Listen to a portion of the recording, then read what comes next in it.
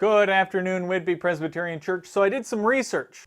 Anytime anyone starts anything with that sentence, you know you gotta watch out. So I did some research, and I had this nagging question in my mind last week. I don't know why, I just couldn't get it out of my head, and so I did some research. Easter eggs.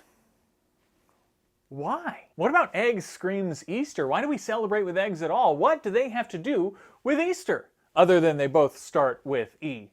And the answers I found were, well, varied, and most of them were not backed by any sort of scholarly research. It is the internet, after all. So here are some possibilities, all of which need to go with a major grain of salt.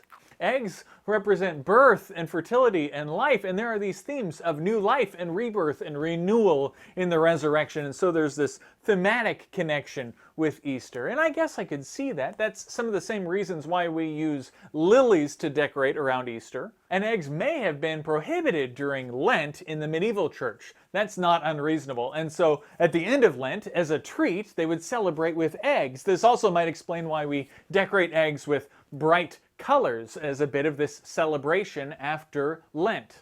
I could see that. Other ideas seem pretty far-fetched on the internet. One article I read was about the reason that we have Easter eggs is because they are empty and they represent the empty tomb. But I have to outright reject this.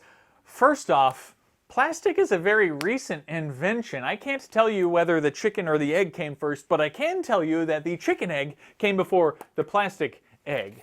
And the whole point of the plastic egg and the emptiness is to fill them with candy, thus nullifying the empty tomb hypothesis.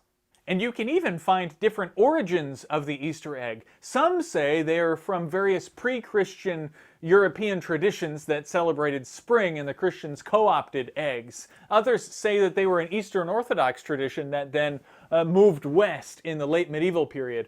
Others say that they are very early Christians, even in the 1st century, in Mesopotamia, in the ancient Near East, that were dyeing eggs for Easter. And others say that they're from German immigrants to Pennsylvania that invented them. After all of this, I just have to throw my hands up in the air. It goes to show you, a quick Google isn't the same as real research. Reading some internet web pages doesn't make up for years of scholarly discussion and debate. And articles from 2020 are probably not as authoritative as primary sources in the Middle Ages. And we just have to be careful with what we read on the internet. And I know there's some irony there because I am telling you this through the internet. So in the end, I can't tell you much at all about Easter eggs. Or really, I can tell you a whole lot that's just not been verified when it comes to Easter eggs. But I can tell you this. At Easter, with or without eggs, we celebrate the resurrection of our Lord Jesus Christ.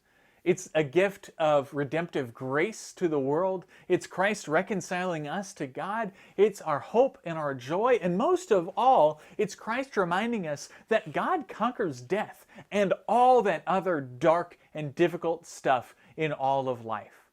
And so, until next time, peace be with you.